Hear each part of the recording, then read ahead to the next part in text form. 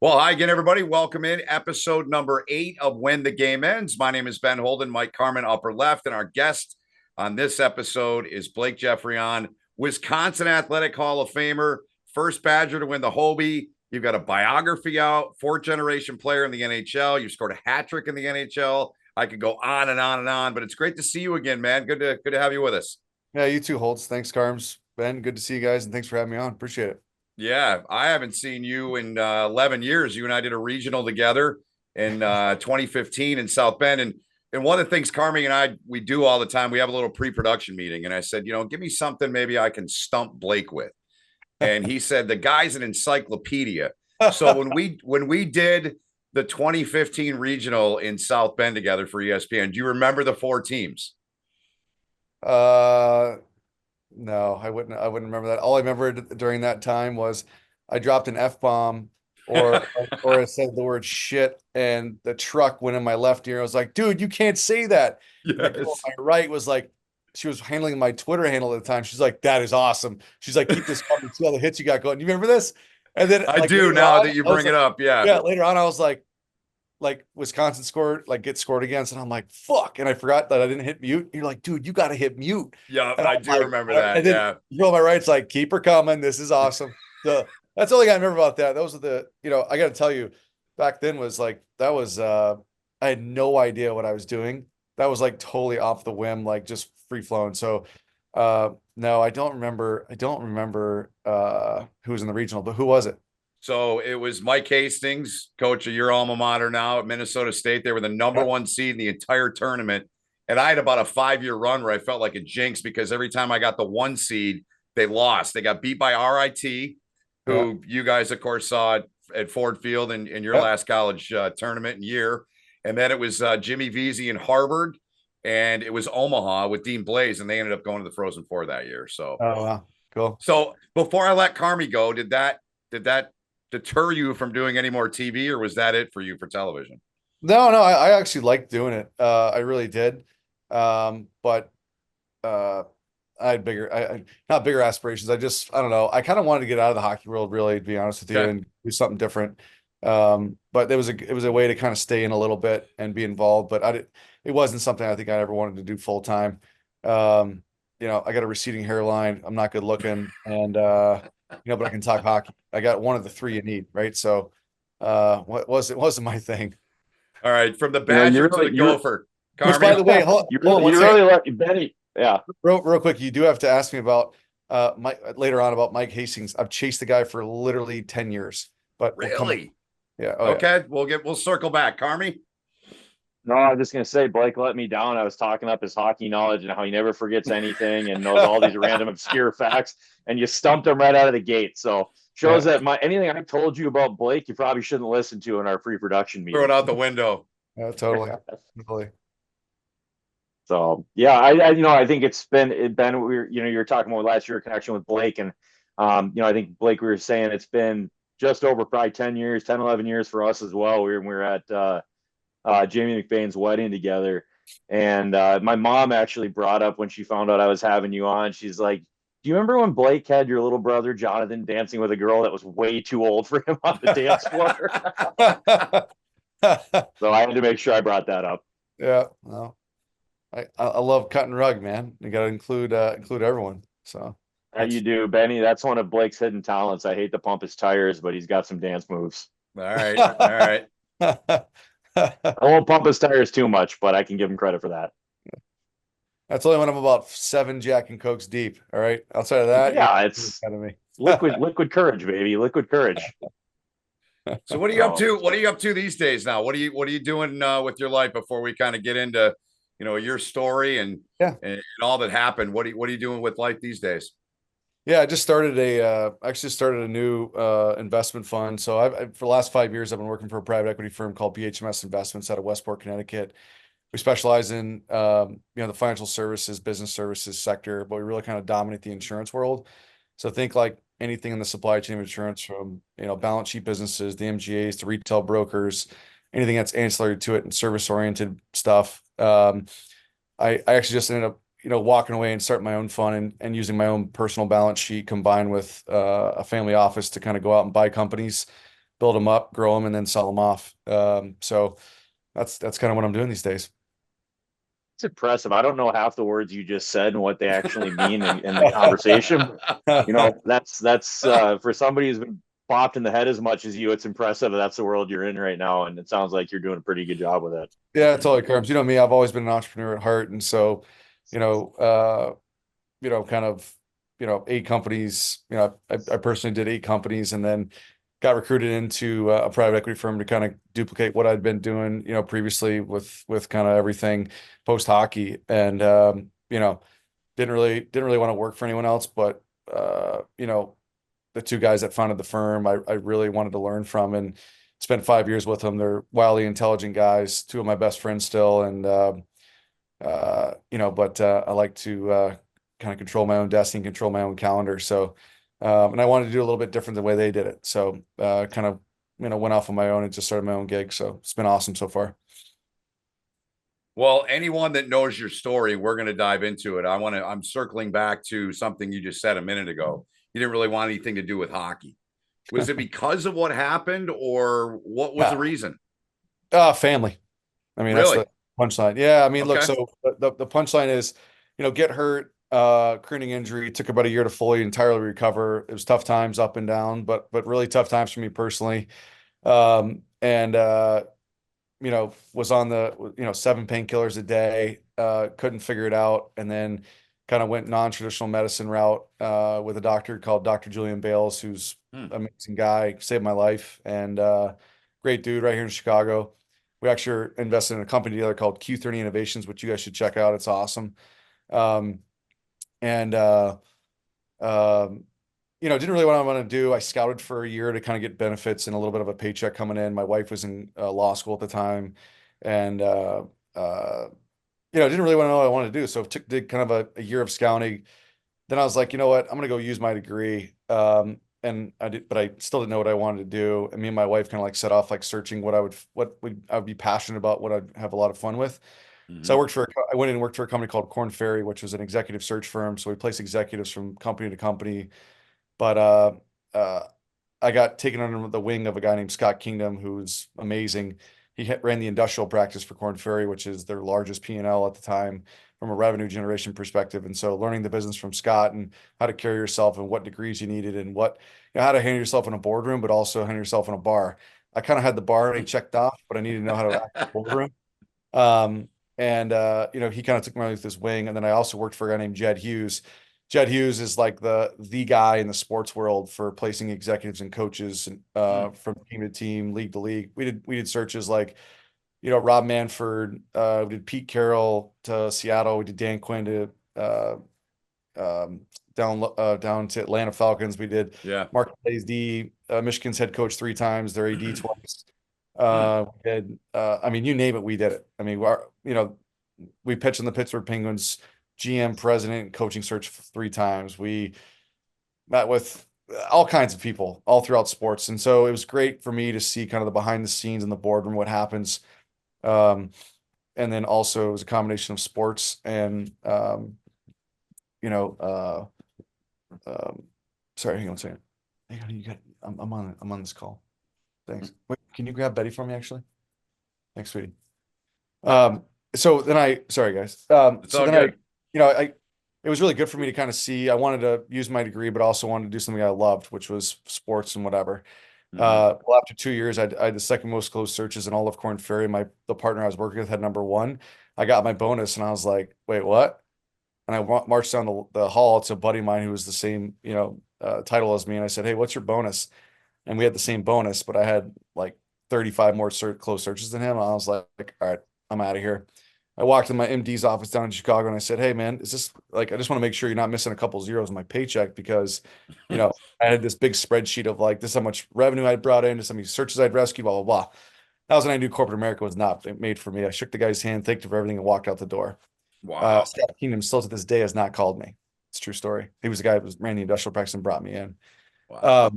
Anyways, went back into hockey. Bill Zito was my agent, dear friend, and he was working for the Columbus Blue Jackets. Was like, "Hey, come, let's build this up together." And I was like, "All right, let me give it a shot." And sign was My first year there, we won the American League title. I was, I was kind of the right-handed Billy at the time. Then I got promoted to assistant GM in the minor league team and pro scout at the NHL team for Columbus. And all I did was go around and watch games. I watched somewhere between 150 and 175 games a year. Carms knows I know hockey like the back of my hand. I could pretty much walk into a rink and be like, no, yes, maybe, not an effing chance. And what the hell is that? Like, I'm out of here, kind of thing. I can pretty much deem you pretty quickly, and I'm pretty damn good at it. I don't mean that in an arrogant way, but I'm pretty good at it. Yeah. My whole life. And so I did that. I think John Davidson, Yarp Klein, and Bill Zito, all kind of like Basil McRae, Josh Flynn, all these guys were kind of like, hey, this guy's, this guy's got something. I was also a guy who is not afraid to speak his mind, which a lot of the old veteran guys didn't appreciate very much, but I knew I was confident in my opinion. Fast forward, Billy ends up, we actually, obviously we build like a great franchise in Columbus. We make some huge deadline trades. I was on all the calls. I was behind the scenes. I got to see kind of the business through and through, the Matt Duchene trade, Artemi Panarin. I mean, all these big guys that we had brought in and or signed, and just kind of all works. It was really cool. I mean, Carmen knows me. I played GM my whole life pretty much. So it was really cool for me. But at the same, I'll fast forward. So Billy ends up getting the job in Florida. He asked me to be assistant GM. And I was kind of at a fork in the road because I was kind of building a business on the side.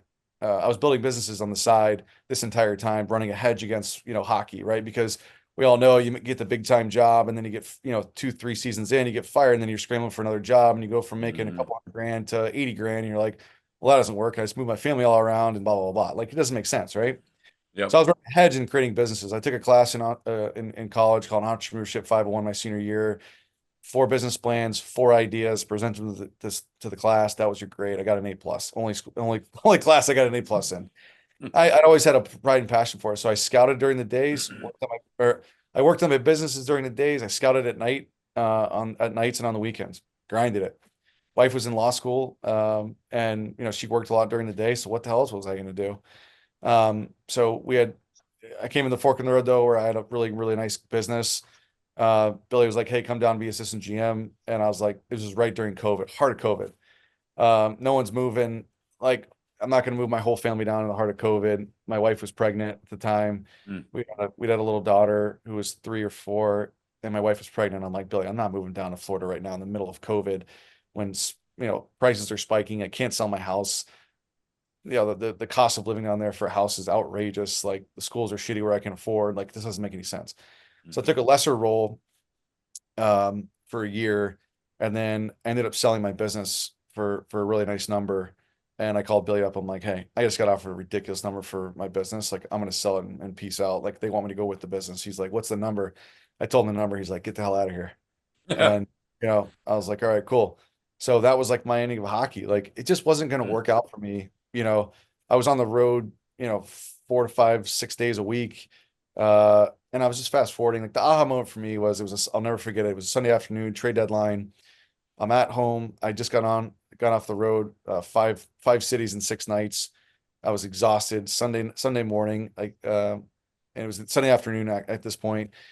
Beautiful outside. It's like 63 degrees, sunshine and bright. I'm in a sweater with my wife and my daughter. We're playing or whatever. And I get a call and they're like, hey, we need you to get to Iowa right now. We're at trade deadlines on Tuesday. Got to watch this guy play. I'm like, I don't need to see this guy play. I've seen him play 100 times. I've played against him in my life. I would never fucking sign that guy or trade for him. Why? Here's why. Go see him. Okay, fine. Get on the plane. He steps on a puck of warm-ups, pulls his groin, doesn't play in the entire game. I drove all the way home that night.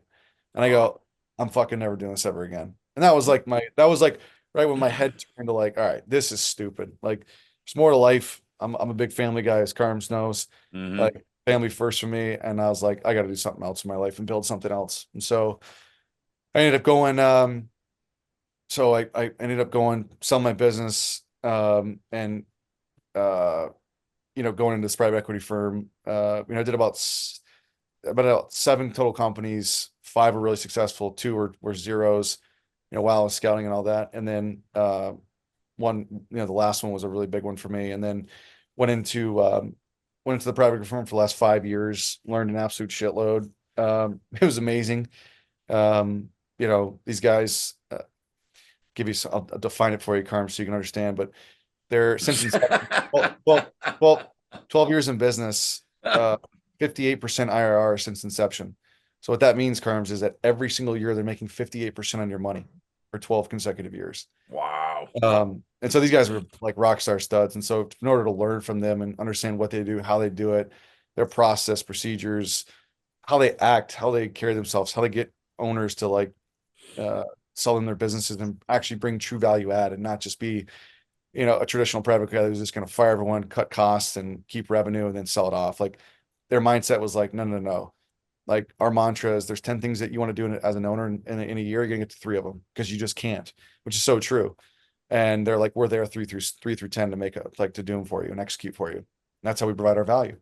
And it's been amazing, truly. And 5 years of awesome stuff to learn and whatnot. And, leaving and kind of doing my own thing. We're doing 7 deals in about 3 months total. So I've got my hands full, a lot going on. 2 girls, still married to Kate Carms, and girls are 4 and 8, Blake and Remy. So yeah, life's good, man. But that's kind of what I'm doing now. So it's good. So we buy and sell. That is crazy. That is way more than I knew. So I got 2 things I want to say to you before we kind of hop back. I think me and I are probably going to go the same direction here. Number one that jumped into my mind, you're talking about knowing how to work a bar. It wouldn't be from all the years at the KK, would it? Absolutely. Enough time spent there. Jordan Meyer, Jake Dowell, Davis Trubisky. Let's just say they taught me well. I learned from the upperclassmen as well. That's how it's done, or used to be done that way, anyways. No, the other thing too, I just thought was interesting is, I got asked by a lot of people when I got done playing, like, do you want to get into coaching? Like, and I did like minor coaching stuff, like training, hockey, whatnot, but like going to be a scout or going to work your way up in the system. And, kind of to your point, I didn't want to take a step and go make 30 grand to ride a bus for, 150 nights and be a minor league coach or a junior league coach. And to be honest, and I talked about this on the last episode we had with Christo, I didn't want to be around the rink, or I didn't want to be around hockey that much when I got done right away. And it was definitely needed to find something else to do. So with that said, I want to go back to, usually Ben's the one that asks this question. You're in a different situation than anyone else we've interviewed. Your career, you had some concussion challenges for sure. I remember those from when we played together. You took a nasty, nasty hit. Kind of tell us about, I guess, for you, that's when the game ended. We're not going to ask you when the game ends. That's what ended it for you, right? And kind of talk about how that played out and kind of from the second you got hit, or you can tell the audience about the hit and we'll go from there. Yeah. I mean, I remember the hit like it was yesterday. It was in the Bell Center during the lockout. Hamilton Bulldogs were playing against Syracuse Crunch. And there was a lot of French guys on Syracuse, which is why they picked that team. And Sylvain Lefebvre was my coach, who I just saw actually recently. And puck got turned over in our own. I did a quick button hook up the wall, and there was a change. Going back to youth hockey, you kind of use your peripheral vision to look at the skates of the defenseman. And if they're perpendicular, he's either going to hip check you or he's gapping up. So you got to chip the puck and go quick. Or if it's parallel, you can burn them or go to the inside, or there's a million things that you can do. So when I looked up, they were perpendicular, and I thought he was like gapping up, or he's going to hip check me and I was going to try to squeeze by him. So if you watch in the video, I actually do poke the puck trying to get around him, but totally misread it. And I knew I was going to get drilled. And so the last second, I kind of stiffened up to kind of get out of the way, and it hit my right shoulder. I went one way, he went the other, skate to the head. I went down. I thought for sure I was going to have a huge concussion because I got hit pretty good in my head. But like at this juncture in my career, I had 17 documented concussions at this point. I had way more than that. And at this point, my peripheral vision would go right away. So that's how I always knew I had a concussion, like right away. I'd go like blind almost. And, but I was fine. I was totally fine. And I remember sitting on my knees and being like, damn it, I got another concussion. And I was like, oh, wow, I'm good. And I look up like this to like see what's going on. Fight breaks out. Michael Blunnen, tackles,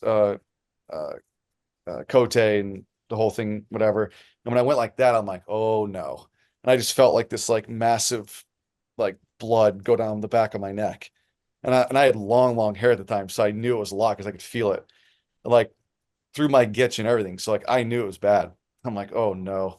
So I get up and I kind of like this, and I could see that I was bleeding pretty good. And so, I put my head down, get off the ice, because if you put too much blood on your jersey, you can't come back. And like they don't have extra jerseys laying around at this juncture in a lockout. So like trying to keep my jersey. I come back. The trainer G puts a gauze pad on my eye. I got long hair, so we go back to the room.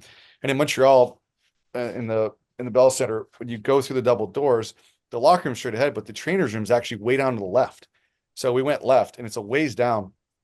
And so like about halfway down, I'm like, hold on a second, I'm gonna yak, and which I've never yacked before in a concussion.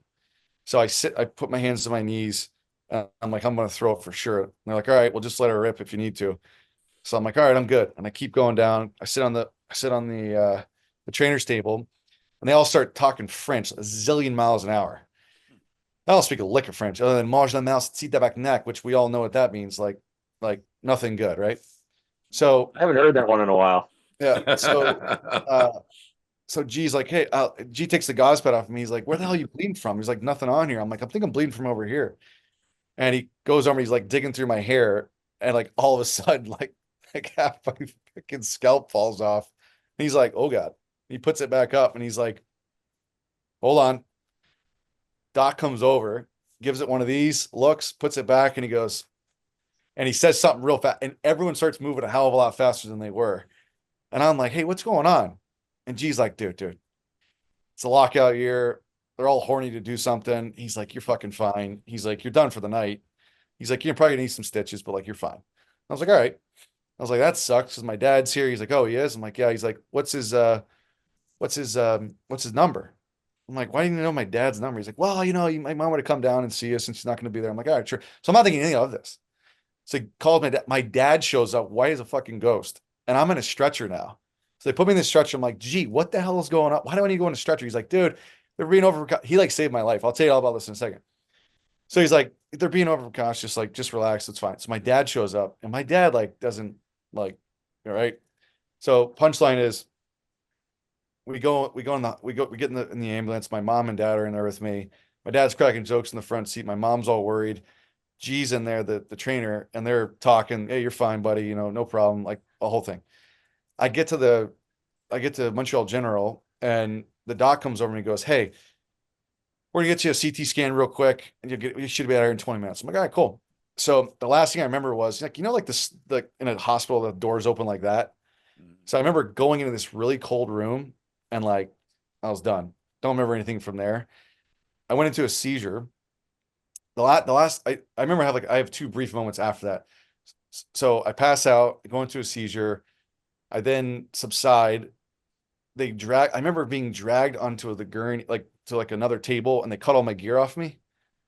And then I went back out again, and I was getting a CT scan because they needed to see. Well, I had internal bleeding, like really bad. So then the last thing I remember was I woke up the next morning, like woke up, I don't know, a day or two later. And I remember like trying to pull the breathing tube out of my mouth.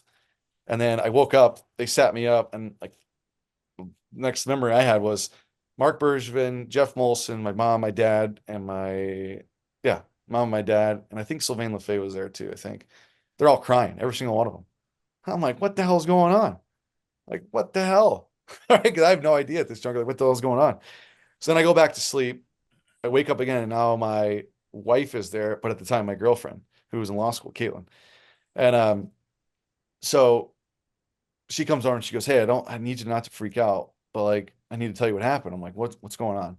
You got kicked in the head with a skate, you have internal bleeding, you have a plate and 5 screws in your head, like over 300, like over 600 stitches. Like, you're never gonna play hockey again. I was like, yeah, right. I was like, I'm fine. Like, I'll find a doc to let me play. Like, oh, that's a doozy. I'm like, she's like, can you feel and then like the docs come in and like, can you feel your toes? This, that, and I'm like, yeah, I'm fine. I was actually great. I felt great.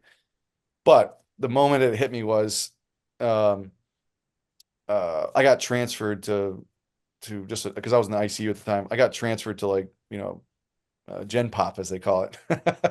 and I had a massive gauze pad around my head. I was like, let me see what this thing looks like. And they took a picture for it and showed it to me. I fucking lost it right there. I knew I was done. It Wow. was so bad. I mean, it was, 300 internal, 300 external, 150 staples. Like I knew I was done. And it was that bad. I bawled like a little baby for like 10 minutes. And I knew that that was it. So Yeah, I'll I let Benny go here, but yeah, I mean, that emotion, obviously everything happening so suddenly there, and I can't even imagine all of a sudden, like, going from thinking I'm fine and it's whatever and I'll figure it out, to seeing the picture of myself and then being like, oh my God, like I'm done. Knowing at that point, it had to have been hard. We've talked about this a bunch, and on the, we get into it with everybody, and I told my story, and obviously a lot different than yours, but same thing, like the emotions to process that you go through when you kind of, I remember the night exactly, just like, hey, I'm done, and I didn't want to be done, but I was done. And it was just, the emotion that you go through is just brutal. So I can't even imagine what yours was like seeing that. That had to have been just absolutely like surreal. yeah. After like subsided though, like I personally like thought I'd be fine and I would come back, and like I thought I truly, my gut, like when I got back to Chicago and the whole thing, I thought I'd be fine. I'd find someone to let me play, and like I thought I'd be fine. But I'll tell you, the next 8 months after that was holy hell. Like it was a battle. Let's just put it this way. I woke up every single morning and I would sit in my shower with all the lights off in my house and just let the hot water run out. Like that was how I started every day. And like I couldn't watch TV, couldn't talk on the phone, couldn't really talk to anyone. I just have raging headaches like you've never like, and like it was terrible. But yeah, I'm still kicking. I'm back. You seem like the same old Blake, so it kind of Such a knocked hockey some spirits player. loose for you. Yeah. Well, I'll tell you the thing that saved my life truly. It's kind of funny is I got a dog, and I ended up like that was my thing I needed to take care of, and that was my thing I needed to focus on because I had nothing else at the time, nothing. And like that little dog saved my life. His name was George. He was a French bulldog, and Hmm. Dr. Bales was actually the one who told me to get it. He was like, "Hey, I know what's going to save your life and help you." I'm like, "What?" He's like, "Go get a dog." I'm like, "I can't even fucking take care of myself. What the hell are you talking about?" He's Mm. like, "That's gonna be you're gonna take that dog for a walk. You're gonna clean up its shit. You're gonna focus on that." And he was right. He was right. So the story behind George, the name of the dog was when I was in ICU, there was reporters coming in and taking pictures of me. There it And is, Carmi. Yeah, Go here it ahead. comes. yeah, This is what I wanted to ask you. Go, you tell it. yeah, they had to put me under an alias inside like the general population of Montreal General, and my alias was George Benson, the little jazz player. Yeah. And so I was like, when we named the dog, I was like, we got to keep George in the family, so we named him George. So that was kind of It's funny. awesome. Yeah, That's great. That was one of the things that I saw in researching, and actually the piece that Bucci wrote on you. And I yeah, read that earlier today, and I texted Bucci and I said, "Wow, this is unbelievable. You've given dude, me how good of a writer is Bucci, by the way? it was really good, man. Really good. Thanks. Really good, Blake. I mean, it told the story like we just heard it from you. I mean, that's how good it was, man. And um, it was incredible. So I'm curious on the process. Like how how long did it take before you knew like you were officially done? Did you give it thought, or were you done in that moment laying in the hospital? No, no, no. I knew that it was gonna be a low probability, but I thought that I could battle. And like I started feeling better, as time went on. I had ups and downs. I was like, you know what? I was like, I'd start feeling better and then I would feel awful. And then I'd start feeling a little better and then feel like it was as opposed. I'm like, you know what? I think I'm gonna be all right. I think I'm gonna get through this. And ultimately, um, I couldn't find a doctor to let me play. I mean, no one's going to sign off on that. 17 documented concussions, a craniotomy, plate and 5 screws. I had suffered a seizure, so the probability of getting hit and having another seizure combined with high blood pressure and high heart rate, that's fucking instantaneous death. At the time, you also had the height of the market of concussions at the time was like at its all-time high. Yep. The NFL was negotiating and offering like trying to settle. The NHL was the same way, like the whole thing. Like there's no doctor in their right mind that was going to sign off of me. And the doc back that did my surgery was like, look, here's what I'll tell you. He's like, you could probably keep playing hockey and be totally fine. But here's what I'll tell you. The concern that I have for you is your quality of life when you're 50, 60, 70, 80 years old. He's like, there's more to life than this game. And he's like, that's the determination you have to make is what kind of life do you want to live in your 50s, 60s, 70s, and 80s? He's like, you'll get through it through your 30s and 40s. He's like, but your 50s is when you're going to really start to hit it. He's like, every decade that you go on, he's like, your body just isn't as strong. It's just fact of the matter. And your brain, you only get one brain. It's not like working a bicep where you can just keep working it out. And I was like, and that really hit home for me. After that meeting, I was like, literally like a day later, I called Mark Bergevin and I said, hey, I'm done. I'm retiring. Send the papers. And I cried like a baby again. Blake, I guess my follow-up to that, obviously having that conversation with the doctor, kind of putting things in perspective for you, sounds like you came to the realization of like, hey, this makes sense and I want to be done. Coming from a hockey family, how much were you leaning on your dad during that time? I'm sure he had quite a bit of input, or was he just kind of letting you do your thing, or how did that go? No, my dad was like, you're done. You're an absolute idiot to come back and play. He's like, go enjoy those girls, go have fun, go start a new chapter, and you're done. No, my dad was, but I mean, my dad has always been, but it's ultimately your decision. Whatever you do, we'll rock with you, and it is what it is. So, right. One of the things that I don't know what you make of this, and if it's how you put this into words, like reading about your grandfathers and reading about your dad, and your family in hockey. My God, did you guys endure some serious and significant injuries? I mean, how do you translate that? Like, what do you say about that? Is it just part of life and what happened to you guys? Like, all of you had just horrible things that you dealt with playing hockey. yeah, I mean, I think, I think everyone in this world has horrible things that happen to them and great Yep. things that happen to them, small, Yep. medium, and large. It's just that, mine and my dad's and great grandfather and grandfather, all of them, they're highlighted because we play a sport and, people follow it. And I think it's all relevant, right? But I think, one of the things that keeps me going is that someone's always got something worse than what you have going. So look at the positives, life, enjoy it. And, just keep riding. People always ask what I do for a living. I say I'm a fireman and a janitor, and they're like, "What?" I was like, "You just clean up messes and put out fires all day long." And that's what we do in life, right? And Yeah. so I Yeah. don't know. And I just look at the positives, ride those, and just have a fucking blast. Yep. And now conversely, on the other side of that, I wasn't trying to be doom and gloom. I couldn't believe No. what your family has gone through. It's all of you. No, But totally. like and this made me think of something that Carmi and I talked about when we first started doing this podcast. And one of the things that stood out to me Carmi and I spent about a year together. We were together in Cleveland and knew each other, but we didn't know each other that well, right? And he said it was a conversation with his dad, and he pointed out all the great things that he accomplished. And I saw that your dad said something to you that way too, right?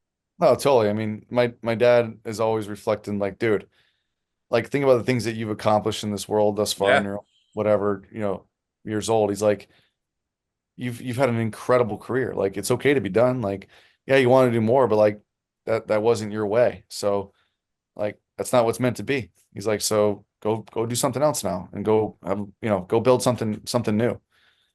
So it was all perspective and um that's what I would say to that, I guess. Right on. Yeah, and the more that we think about this, kind of memory gets jogged, right? Like we've known each other for a long time, and it's really not surprising, I guess, to me how resilient you've been with with your career, transitioning, ending, and moving on, and figuring out what comes next. Because I remember our U18 year. Didn't your grandpa pass right before we went to World Championships, the U18s that year, like 3 weeks before maybe? Yep. And I remember it being obviously a huge deal. Anybody's grandparent passes, it's going to be hard. But being like you said, you are a very family oriented person, and you didn't let that phase you. Obviously, we had a great team, and we all leaned on each other, and we were super close. But again, just battling through adversity, right? And things that mental struggles, and being able to just kind of park it and move on and keep going. So that's good to see. Dude, I always say, Carms, that like, the saying that we got from Jay Hines back in the day, adversity only makes you stronger. I didn't even know what that meant. Like he'd be like, "You guys know what that means?" Like, "Oh yeah, we're good." Like I had no idea, right? And then once, like, we used to read all those stupid articles around Tom Brady and Bill Belichick, and Lance Armstrong. Lance Armstrong, and just learning about the mentality side of the game and adversity, and looking the ups and downs of everyone's career and studying everyone's, like, nothing's perfect in this world. Like, no one's just like continues to go like this. Like, there's going to be failure. Like, I think for me as a person, like, that, out of everything that I got out of the game of hockey, like, that is the most valuable thing that I ever got. And like, think about, like, back in the day, we were like, what the hell are you talking about mental toughness? Like, what the hell are you talking about? Like, none of us knew what that meant. But, now looking back, like, I totally understand and I totally get it. Because here's what I'll say to you. In my career, both in the game and outside, like, and daily, I've got things that happen that are shitty, but all I think about is, like, you know what, just keep grinding. Like, it's going to pay off. Like, it's going to pay off. Like, fact of the matter. Like, I go in every once in a while. Like, I go in once a year usually at Wisconsin and talk to the hockey guys, and I just tell my story. And I tell everyone, I'm like, look, I went from National Youth Hockey to Culver Military Academy, making the team varsity A as the first kid in like 100 years, varsity A, to sent down at training halfway through the year, to making back varsity A, to the next year leading the team in scoring in varsity A, to making Team USA, going in, being compared to Sidney Crosby of the 88 group because I was French, my grandfather. And I'm like, what the hell? I went from first line down. I don't know if you remember this, Chris. I went from first line down to the last fourth line. I was at Christmas time, U17 year. I was last on the team in scoring, behind Joe Palmer and Brett Bennett. They each had 3 assists. I had 1 goal. Our goalies, Benny. I know Palmer. And then by U18 year, I had, like, 30 goals. I was committed to Wisconsin. We won the U18. I get drafted second round, first pick, second round to the Nashville Predators, my hometown team. Yeah. Go to Wisconsin, biggest fucking arrogant head in the entire world. You're coming off the national championship, like, the whole thing. 2 goals, 4 assists, 6 points my freshman year, 36 games, all the way to Hobey Baker, 28 Gs my last year. Go to the turn pro in the NHL, break my ankle my second game in the AHL after having 2 goals. Like Nathan Oyster, fucking cheap ass. Like, right? So go to that. I, like, fuck off all summer long, got a signing bonus, had a couple bucks to my name. Go to training camp. I was like one of the first cuts at training camp. Get a concussion. Like, I was out a month and a half in the minors. Come back February or January. I had 18 points in 6 games. Get called up, play my first game in Nashville. 9 goals or 9 points, 12 games, 6 points, 6 goals, including a hat trick in Buffalo in the NHL. Barry Trotz calls me in with a beer on the desk. I'm like, you're sending me down? He's like, no, but I got to tell you something. I'm like, what? He's like, going with the veterans. You ain't playing. You're going to the fourth line with JP and Stevie Sullivan. I'm like, what? He's like, sorry, going with the vets. You're on my team next year, though, so just have fun and just enjoy it. We win the first playoff series in the history of Nashville Predators my first year we beat the Anaheim Ducks. I go, we get eliminated by the Vancouver Canucks at home. In the second round, we go to that summer, I was in the best shape of my life. 6'1", 205 pounds, 6.7% body fat. I always loved my carbs. I was always fatter than that. I was fizzled out of my mind. First preseason game in Florida, 2 goals, 2 assists through 2 periods of play. I scored my hat trick, 5 points at the end of the third period. Guy steps on my wrist, cuts my tendon. I was out 6 weeks. Man, Lost everything I had gained. I go from playing on the second line with Martin Erat and David Legwan down to the fourth line playing with Brian McGrattan and Zach Stortini. 0 goals, 3 assists in 22 games at Christmas time. Barry Trotz calls me in the office. He goes, what the fuck's going on with you? I go, should I just leave my stick on the bench or what? He's like, well, you're not scoring. And I'm like, I play with those guys. You're not getting a lot of passes. Brian McGrattan and Zach Stortini. Like, are you kidding me? And then I ended up David Poyle was nice enough to keep me up to do the dad trip with my dad. The day we got home, he sends me down to the minors. I go play for Ian Herbers, who's the worst fucking hockey coach in the entire world. I wasn't going to carve anyone, but I'll carve him. He should be fired and never anywhere. Terrible. And then I went, I get traded to Montreal at the deadline for Hal Gill in a second round pick. Go to Montreal.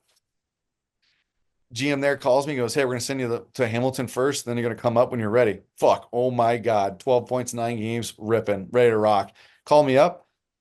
I play unbelievable. I was playing unbelievable. I was playing with Max Pacioretty and Tom Buchanan. Max is one of my best buddies growing up. It's one of those things like off the crossbar, missed the wide open net, dangled 2 guys, missed, like, goalie mate robs me.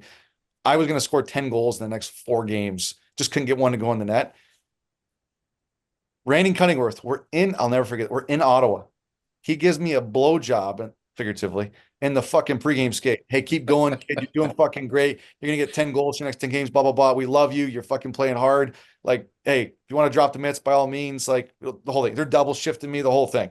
Because at the time, Brian Giunta, Andre Markov, Scott Gomez, Carey Price, and somebody else. They're all hurt. So the worst team in the league at the time. So they don't even care. It's the end of the year, right? We're going on for the game in Ottawa. Randy Cunningworth grabs me on the back of my jersey and goes, "Hey, you're not going tonight. Whitey's going." I'm like, "What the fuck?" I'm like, "What do you mean?" He goes, "You're not going."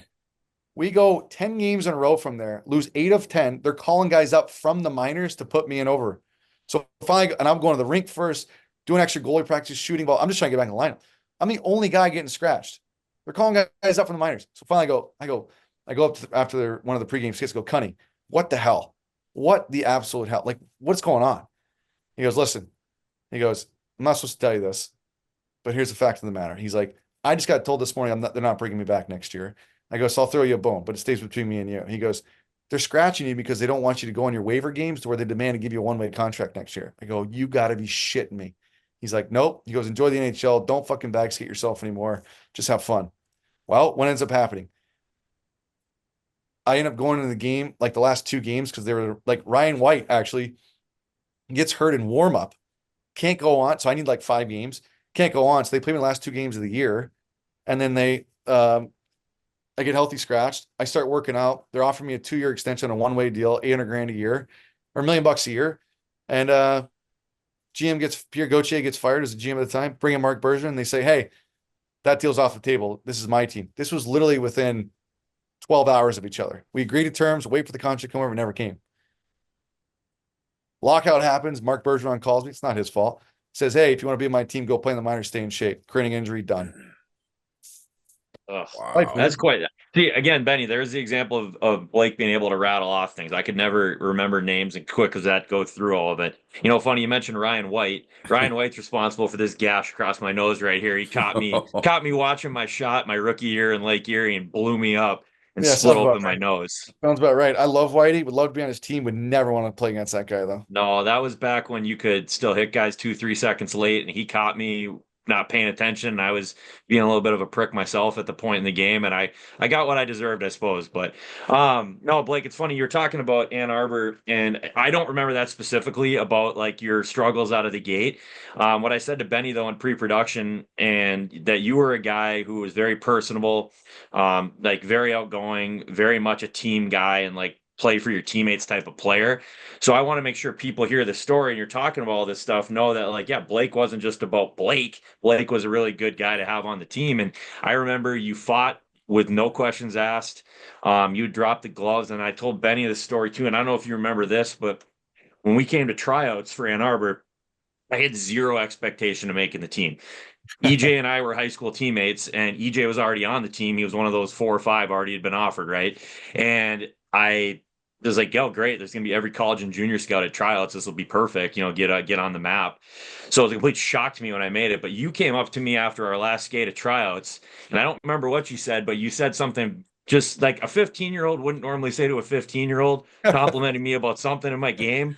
And I was just like, I remember just being like, "Oh, cool, thanks, man." But that was just the type of guy you were. You recognized, like you're talking about, you had this ability, you knew the game beyond from a mental aspect more than a lot of us. And your ability when you did the scouting stuff to be able to just go and talk and tell Yeah. people, like you could watch a guy for, you said 2 shifts and know what you need to know about him. And Yeah. so that's just something that's always stuck out to me. And despite the fact you have that many concussions, it did not deter you from dropping the gloves when you needed to. So I always had that Oh, respect for you. No, totally. I'll tell you a story though. Like I know a lot of people get taken back when I say this, but I personally absolutely freaking hated the NHL. I really did, and I'll tell you why. Mm. You just alluded to it. I'm a team guy. Like I love team sports. I love all the guys getting together and all going towards one common goal and winning. There's no better feeling than like, when a guy's like down and or not playing well, and you go over and like, "Hey, come on, like pick it up. You'll be all right. Come on my line this game. Hey coach, put him on my. I'm gonna pick him up. We go out and get an assist or score or a big hit or whatever." get a scrum in the corner together and like throw yards. Like that was like what I loved. I loved the camaraderie aspect of the game of hockey, going to the bar after the game, like, whatever it was, right? And I always demanded like people work hard in practice. Like that was my thing. Like if you don't want to work, I'm gonna fight you every freaking time. Like, and you can ask guys at Wisconsin. I did fight a lot of my own teammates, which is but for a good thing, right? But what I'll say to you is the NHL, and I'll never forget this to the day that I die. I hated it, and I'll tell you why. Um, I was always a guy that like when someone was down, to put my arm around them and like, hey, you're all right. Like keep her going. I'd pump everyone up.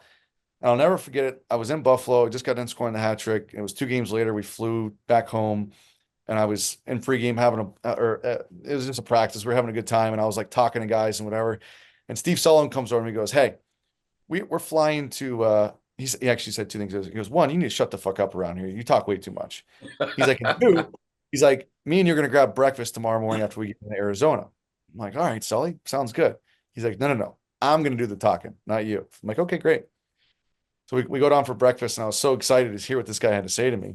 And Steve Sullivan, like great player, small little guy, and it come up in the game when it was rugged and tough, like how that guy could skate, right? Yeah. Steve Sullivan's an awesome guy, awesome guy. And sit down for breakfast. He goes, "Hey, dude, listen to me. You're a great kid. I can tell. You have a good heart, the whole thing. It's gonna fucking sting you in the NHL." I go, "What the hell are you talking about?" He goes, "Listen to me." He goes, "There's 3 things in the NHL. There's 3 things I'm going to tell you, the most important things you're ever going to hear." He goes, "Number one," he goes, "everyone wants to make the NHL.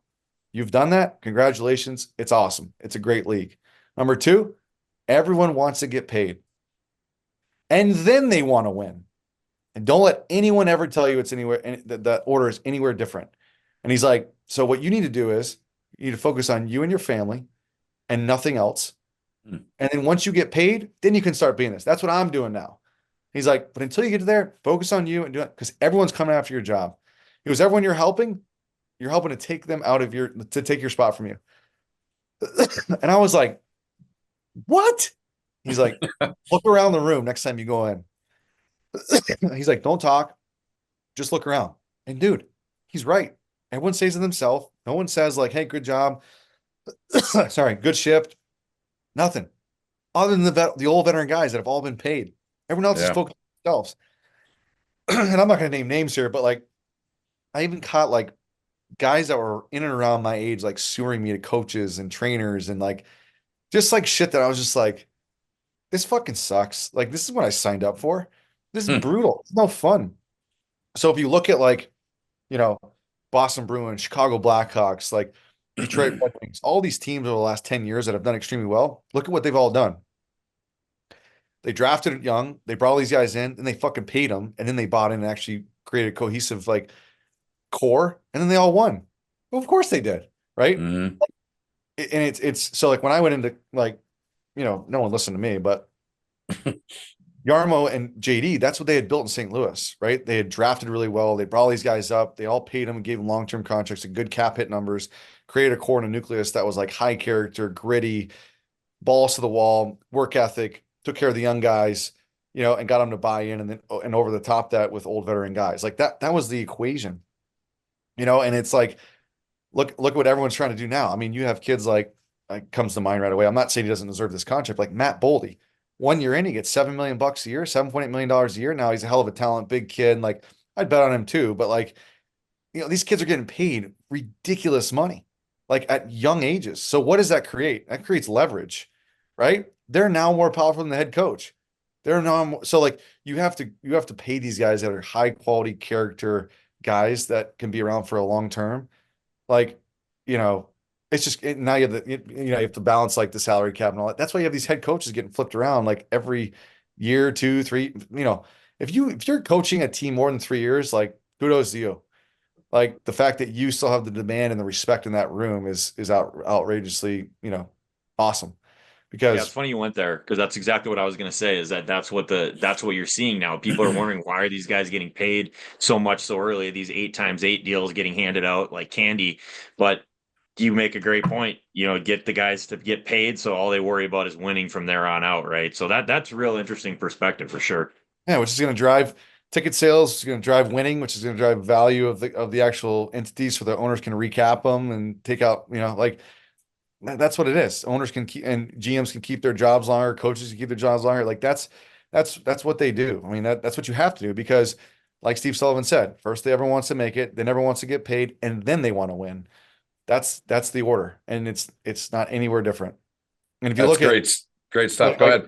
It's so like look around, like watch all these teams that are that are like so disoriented and dysregulated. Like it's what it is, man. Everyone's looking to get paid. It's crazy. Well, let's talk a little. Let's go back a little bit before NIL and all this stuff. And you guys, all 4 years you played against one another. Carmy's getting tired of having these guys on that he played against. Man, he needs a fellow gopher on here. I think. I'm kidding, but Wisconsin. I'm curious about a couple things there, Blake. So you grew up in a part of the country where there was really no college hockey. Yep. You didn't have any of that in the storied history of your family. Nobody played college hockey. So one, who did you root for when you got into college hockey?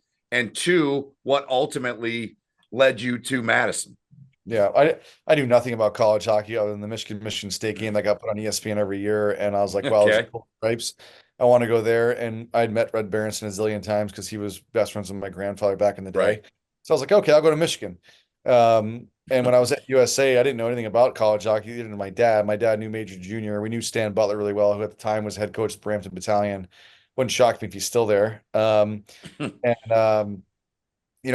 and wanted me to come play from Brampton really badly. And all I remember was I was dead set on Major Junior until I got a phone call from my cousin Shane Monahan, who was a first-round pick of the Seattle Mariners.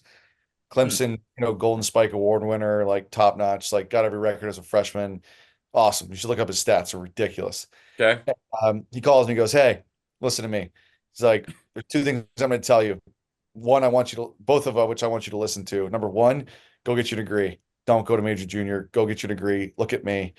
I thought I had the world by the balls and all this money. And like, I've suffered, dramatically because I don't have a college degree. Secondly, 90% of this game as you move up is 90% mental and 10% physical.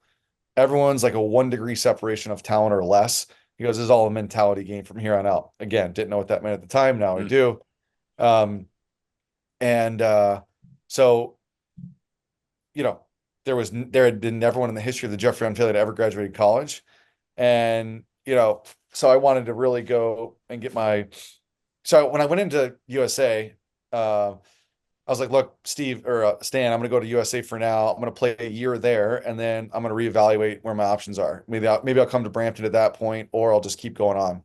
Well, I had 2 goals. I had 1 goal, 1 assist, 26 games at Christmas time with both goaltenders outscoring me. My first phone call was to Harvard University. Hey, let me go get a good degree because I ain't making it. Like literally, that was my mentality, and like that's pushed me to college hockey. Was I wanted to run a hedge and make sure that I actually had a degree to fall back on if hockey never worked out and never went as good as I was. So I think that suffering that first half of the year really, really helped me. Now the second half of the year, I got put on Kaner's line, scored 17 goals in 34 games. Not bad, but probably half of those were tap-ins in the back door, which I did nothing for. But thanks, Kaner. He's no McGrattan. Yeah, exactly. Blake, real quick before you keep going. It's funny. I always tell the story. It's 18-year. I was with Kaner most of that season.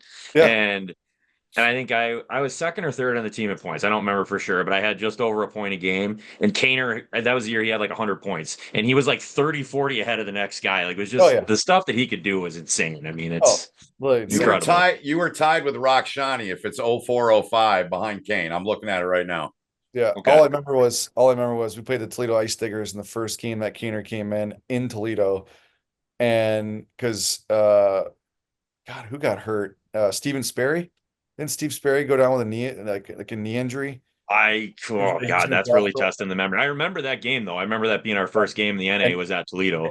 And Kaner literally came on the left, caught the puck at a standstill, came in, dragged it, and sniped it top left, like elbowing in. I was like, this kid's a stud. We need this guy. He wasn't even at tryouts. That's the crazy thing. Yeah, he wasn't at tryouts. Well, remember we brought in like Brian Gibbons and other good players, but like no one, Joe Whitney, like no one even close to freaking Kaner. But anyways, right. Yeah. So, but to get back to the punchline is, I went to Wisconsin. So how I ended up Wisconsin. So I thought I was dead set on Michigan. I went to a Michigan recruiting at Christmas time, our U17 year, and I was ready to sign up. Like, let's go. And Red Berenson, I was like, Red, so am I signing up here? And he's like, nope. We need you to keep. I need to watch a little bit more. You struggle. I need you to play a little better before I get off your full red. And I was like, huh, okay, sounds good. And my counselor at military school and my head coach was a UW or a University of Miami alum. So Rico Blase, Jeff Blashill, and Yeah. Chris Bergeron were all over me at the time to commit there. I was getting a lot of pressure, and I loved Rico, loved Jeff Blashill. Obviously, Jeff Blashill is still a great friend to this day. Talk to Rico every once in a while, and I love those guys. The culture, they had the new building coming, the whole thing, Yeah. and and then out of the blue, I get this. I got letters from all over the place, like because I was from an non-traditional, so I got BU, BC, Denver, all over the place. I love David Quinn. He was the one who recruited me to USA before like last minute pivoted and went away. He was at BU at the time. I was Yep. ready to go commit there too with Jack Parker, and Jack Parker was like, I'd never given a guy a full ride without seeing him play. I got to see him play. I got to see him play. And I'm That's like, pretty good. well, you have your entire staff telling you that like I'm ready to rock, and he's like, I got to still see you play. I'm like, okay, fine. So those two were like out because I was just like kind of a bad feeling. Got a letter in the mail from Wisconsin. Marco Siki had been along, been at me since the very first day I arrived at USA. And it's funny from the first time I arrived at USA to Christmas, like the offer, like the phone calls and offers were all like humming. And then over time they just dwindled down to like nobody except for one person. That was Marco Siki. He would text me, call me like, or email me or whatever, and be like, hey, dude, keep playing, keep grinding. Like you're playing hard. Like, don't worry about it. Blah, blah, blah, blah. Second half of the year, I rip it up. Everyone starts calling me back. Red Berenson shows up at my door and was like, hey, full ride. Here you go. Come on in. He slides it to me. I catch it and slide it back. I'm like, I'm not coming to Michigan. Or I got to think about it, Red. And he's like, Classic. oh yeah. So anyway, so I ended up saying to myself, I went and I toured there and I was just like, this is me. It's my personality. It's a big building. Like it's a great education. It's got great tradition. I played for John Hines, who used to be the coach there, who learned over Mike Eves. Same systems. They were all about rah-rah, like hard-nosed hockey. It was my game. I was like, this is a perfect fit for me. So I called Mike Eves. I'm like, oh man. He's like, can't wait to have you. I'm so excited. Blah blah blah. Called Rico Blase. He was class. Like, hey, Blake, we totally get it. Best of luck to you. If anything ever changes, you need anything, whether you're there or not, call me. About like very classic, awesome, which is what I expect. Call Red Berenson. Red, you know what? So Blake, I was like kind of small talking him. He goes, hey, let's just get down to it. You coming to Michigan or not? Well, as a matter of fact, I'm not, Red. I'm gonna go to Wisconsin. Click. Hangs up on me. Blake, he did the exact same thing to me. Yeah. Wow. Hangs up on me, and I was like, well, no, I made the right decision there. And I'll tell you one other. So I went to Wisconsin. Well, that's how it went down. I'll tell you a little side note, Red Berenson story. So my best friend on USA, as Carbs knows, was Chris Summers. And I know, Chris. Yeah. Summers was committed to Michigan guy, the whole thing. And my freshman year first game out was when they had Cleric and Porter, and that was the year that Porter won the Hobey Baker Award. Yep. And the first game we played Michigan, they had that stupid backdoor play that he had scored a bajillion goals on. They're still running it. Yeah, and I actually, it was my fault on one of them. They ended up scoring on it, right? Like my stick went a little too far. It went between the triangle, and they buried it. The next day in video on Saturday morning, Red Berenson paused and he goes, does anyone know whose fault this was? And he just starts circling me. Circling me like this on the screen, and looks at Sums. He gives one of these with his eyebrows. Sums tells me this story. The next night I had a goal to assist. Guess what team I had the most goals and assists against for my career on a point? Michigan. Goddamn right. Yeah. And Classic. that's my Red Berenson story. I saw Red like I've seen Red a couple times since then, and it's like, Red, you should have never circled me on the video screen. He goes, well, I didn't think Sums would tell you the story. And I'm like, you all knew what you're doing, Red. So anyways.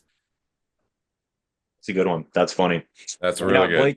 Blake and I, like you said, Benny played against each other for 4 years there. And, kind of similar. Benny or Blake and I had, I think, similar type of offers. Like I think we both had offers from Michigan. I had an offer from Wisconsin, and ultimately, like Blake will probably be like, you weren't considering anything. You were going to Minnesota all along. But I liked Wisconsin a lot. And again, it's kind of the same thing. Like the Hines connection with learning under Eves and Eves being the coach there, like knowing that's the style of play that Blake and I had learned from Heinze. But then we had some good battles. I want to say, Blake, I feel like we split most of the time we played each other. There was a lot of splits in there, but I will say I got the final shot on you guys senior year. You're on your Hobey 30 goal, 60 point pace, whatever you're doing. I was not having an overly great senior year, very up and down. And we put a 6 spot on you guys at Mariucci on senior night. And I had 2-2. And I will never forget that because it was my last game at Mariucci. I got to do it against a rival. So that was the final save from me anyways. Yeah, I don't know if it was senior year. It might have been junior year. There was one year, it was the first time in like a while. I think it was since like 06 that we swept you guys in Mariucci. I don't remember what year. It might have been. I agree with you. I think we were I bet you if you look back, I bet you were probably 50-50. Like I bet you we both like split a lot of games. Like we were pretty competitive. It was fun. Those are fun times. I always tell people, they're like, "Do you have one regret from college?" I said, "Absolutely. I got one regret." And they're like, "What is it?" And I was like, dropping the gloves center ice against the Gophers, against somebody at the Kohl Center. Yeah, take the ejection and suspension along with it. I should have done it. I had 3 opportunities to do it at the Kohl Center on 3 guys that I asked. I'm like, hey, would you not on Minnesota, but like other teams? Let me guess. Was one of them at least Nodak? Yeah, 2 of them were Nodak. Yeah, for sure. Yeah, there you go. No surprise there. They like, seem to think fighting was a part of college hockey. Totally. You only get to so many games. I was like, I don't really want to waste a game, and coach will probably kill me. The whole thing. It was never like a good time. Like we were always up or down. So it was never like a good momentum thing. Like it was just never like good timing, Yeah. I'll tell you one time I thought about jumping into the bench and fighting one of the coaches just to do it. Was in Nodak, Kerry Eads. I got hit into their bench, like kind of like over the side. And he's like, "You fucking pussy." And I'm like, and I come out, I'm like, "Who the fuck are you?" And I like took my stick and like acted I was gonna hit him, and he like went like this, and I was like, "You're not an old school tough guy," and I skated off. The rest of the game, he was like this on me, and we ended up like smoking. I can't remember who. That was when they had like Smaby and like Joe Finley. Like I think like I got two-handed all the time. Well, we smoked them, we swept them, and we were up 5-1 going into the third. And I leaned over to one of my guys, and I was like, "Hey, if I jump into the bench," I was like, "would you guys jump in there?" Like 100%, let's do it. And I'm like, "Well, I got to think about it." I was like, "I don't know if Eva would kill me or what." Like we were playing like a big rival. I think we were playing like a top 5 team the next weekend. I was like, can't do it. I was like, whatever. Like that would have been fun. In Nodak, jump in and grab Kerry Eads. Oh my God. That would have been one for the record books. Actually, that game, I remember that game. Actually, Ever got into it with him because I came back. He's like, "Hey, what are you doing with that coach?" I'm like, "He won't leave me alone." I'm like, he's talking to me. So like the next shift, I was like, "Watch him." I skate by their bench, and he's just like this Ever, like snapped, goes over. He's like, "You don't talk to him." Oh, it was pretty awesome. That's great, man. Well, we could probably sit here for 3 hours and talk, man. This has been incredible, Blake. Yeah, put a quarter in me, you pull my arm, man. I'll talk all night.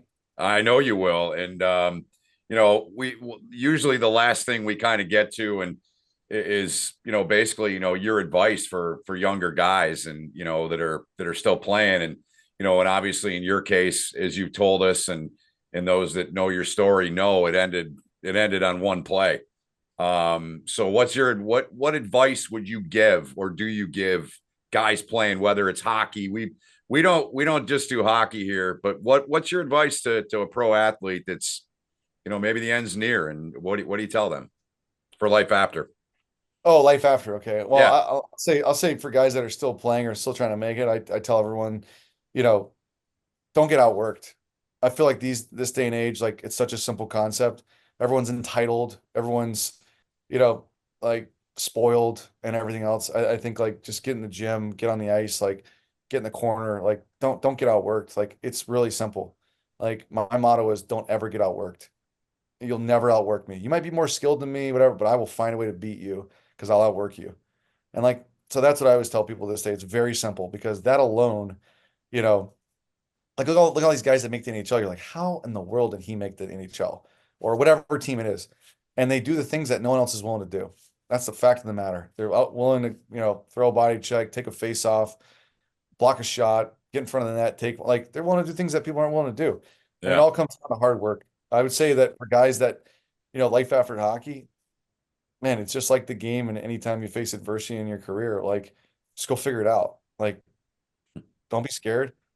Don't be afraid to ask for help. Don't be afraid to ask for something. And like grab your nuts and jump and go figure it out. Like, fact of the matter, that's what I did. Like, I'm not the smartest guy in the room. I'm not like shit, I cheated my whole way through college, as did Carmen and every other hockey guy. But you know what? Like I figured it out, I mean, that's what I would say is like, That's the first time we've heard that one, that don't be afraid to ask for help, I think, Yeah. because to your point, talking about pros, right? People are looking out for themselves. It is, I made the comment the last episode we recorded, it's very true. Once you get to pro and you're getting paid, it's a job, right? And there are other things at play versus just being a good teammate and good player and whatnot. So a lot of times you are looking out for yourself. Right. And then you're afraid to ask for help because you don't want to look weak, right? You don't want to give someone else an opportunity that's around you. But the reality is, so many of us, when we get out of the game, we don't have an idea of what we want to do. And we think that we have to know everything when we're trying something new, right? And so not being afraid to ask for that help and that guidance, that's huge. yeah, no, I mean, I think that's the biggest thing. Like, like I've employed some guys like that are former athletes and they're like, hey, so like, they'll email me and be like, hey, so can you like, sorry to ask you this, but like, is like, what does this mean? I'll pick up the phone call. I'm like, hey, dude, don't ever feel bad to ask. I was in the same spot as you at one point. I'm like, here's what that means. Here's what it does. Blah, blah. Thanks for asking. They're like, what? I'm like, yeah, ask me anytime. So like now I get emails all the time from this person like, hey, what is this? What is that? What is this? What is that? And like, dude, over the last year, he's become like, it's pretty awesome actually. I mean, like I'll give you another story. Like I had another guy who, again, I'm not gonna name names, but um, you know, close friend of mine. I gave him an offer. I gave him a job offer, and I said, "Hey, look at man, like you're one of my best buddies, but like I'm not gonna baby you, and I'm not gonna like hold your hand, and like you got to work. I'll give you the blueprint. I'll give you the equation to success, but you got to put the work in." I was like, and when you do, you're gonna see a lot of fruits come. I was like, it's not gonna happen in the first 90 days, 6 months. Right around 8, 9 months, it's gonna start to go, and then from there, it's gonna take off. And dude, the guy makes great money today. Like, and so, but he was willing to put the work in. And I'll tell you, I never thought he would. I really didn't, but it's different when you got a family and that you got to support and whatever else. So that's my thing is like, I have guys that reach out to me all the time. Hey, I want to learn about private equity. Hey, I want to learn about this. Hey, I want to learn about that. Like, I take them all. I take all the calls. Like, so if anyone wants to reach out, reach out. I'm happy to sit down and help you think through like kind of what's next and what you want to do and whatnot. So That's great. Well, we're our clock's about to end here, so I think we're gonna put a bow on it here, boys. Blake, this was a lot of fun, man, and thanks for coming on and sharing great insight and great opinions, and thanks for your honesty and sharing your story, man. It was a lot of fun. oh, thanks, Carms. Thanks, Ben. Good to see you, Thanks, man. Blake. We appreciate it, Hey, bud. boy. Yeah, talk soon, all right? All right, you too. Absolutely. That'll do it for episode 8. We'll see Andrew Ebbett on episode 9 of When the Game Ends. For Blake Geoffrion, our guest, and Mike Carmen, Ben Holden saying thanks so much for watching.